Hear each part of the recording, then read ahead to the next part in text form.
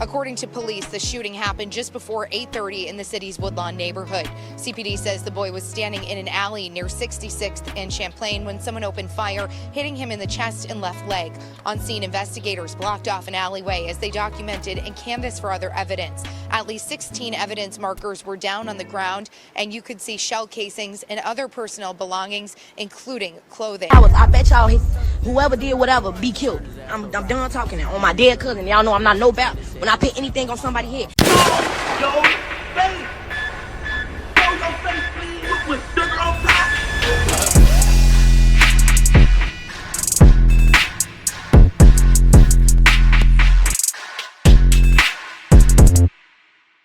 Hey, what's up, y'all? Y'all know my slogan. I don't know it all, but I know what I've been through. Now, before we get into this video, make sure you check us out on Patreon at www.patreon.com/Hookah Anonymous _. You guys been telling us to create one for the longest, so we recently created a community where we will upload videos that we can't share on YouTube due to their guidelines. We'll also be dropping the latest to there first, behind the scenes information that you wouldn't find anywhere else on our socials. So make sure you become a member, and after you do that, head over to our official Instagram page at Hookah Anonymous _ and follow us there. Now without further ado, let's get into what you guys came here to see. Now, I said it in the previous video, and I'm gonna say it again. I don't know what's going on in Chicago right now, but they usually say that when the summertime comes, that's when everything goes down.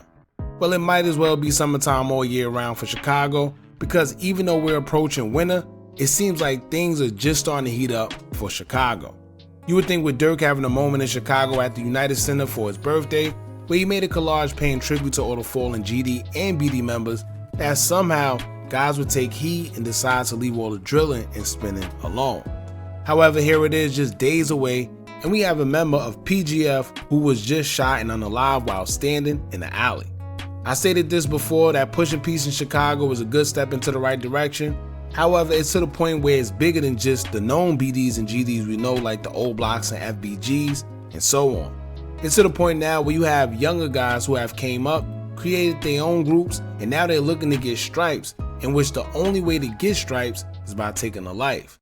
Not only that, but we're also living in a day and time where backdooring is at an all-time high. So before, you mainly had to worry about your ops, but these days, you have to worry about your ops, dodging police, and your own friends, because them will be the same ones that will set you up. Rest in peace, Lil Schoon. To this day, we don't know what really happened concerning his demise, but it's leaning towards him being set up, in which I think it was way deeper than just the girl Nene, who everyone else was blaming. Then fast forward to 800 TJ, who was allegedly set up by a friend of his by the name of 650 Little Mike, who was then backdoored himself and nearly lost his life but survived, all because it was alleged that he had a hand in 800 TJ losing his life. In a nutshell, it's a lot going on in Chicago, and this story we're going to talk about today is no different than what's been happening in a continuous cycle spewing from drill music and unworthy trust people around you. I'll get into what I mean by that later. We're also going to get into what happened to Q50WLil50, and then get into what his sister had to say after his untimely demise. And not to get it confused, this Q50 isn't Bloodhound Q50. I've seen people ask in the comments on the blogs, however, these are two different people.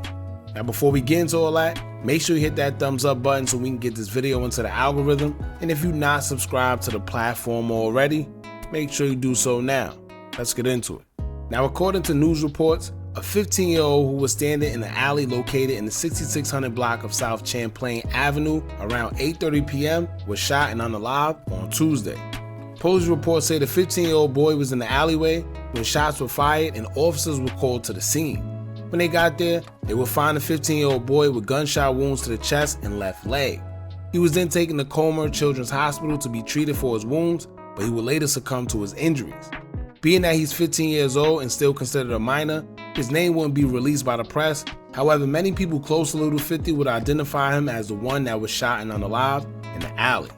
Now for y'all that don't know, Little 50 was a young drill rapper from Chicago, most known for songs featuring another young artist by the name Fully Chopped, such as Bounce Out, 333, Came Around Flexing, and PGF's Hood vlog with On the Couch TV.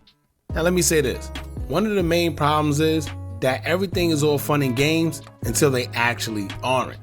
This kid is young and mostly going viral for his videos involving big firearms in them, and everybody's entertained by it. The problem is when they end up losing their life, everybody act as if they're surprised, as if this don't happen to anybody that want to involve themselves in that type of lifestyle. Death has no age limit, and when you knock on his door, no matter how old you are, you're going to get exactly what you're asking for. Lil 50 is just a prime example of the next generation coming up in Chicago. Whereas some people are trying to push peace, but as long as drilling making people famous, getting them attention and or money, that's always going to be the option because kids see it as the easiest way out of the hood. However, in the process, they're playing a dangerous game because they're now putting a target on their back with not only their ops, but law enforcement as well, to where you're either going to be in a grave or somewhere in a prison cell locked up for a very long time. A lot of these kids come from broken homes, but you will also be surprised to know that some of them have their parents at home who either encourage this behavior or just don't care. We've seen this with little RT, a young kid that's just being encouraged to engage in the wrong stuff all for attention, but all that does is set the child up for failure in the future. But to each his own. Now, Lil 50's sister had a lot to say after his passing and will also let the world know that she was pretty much his caretaker. She will also have some words for whoever did it to Lil 50, stating that she will be putting money on heads when she finds out who did this to her brother. Y'all check this out. How much you want a bag?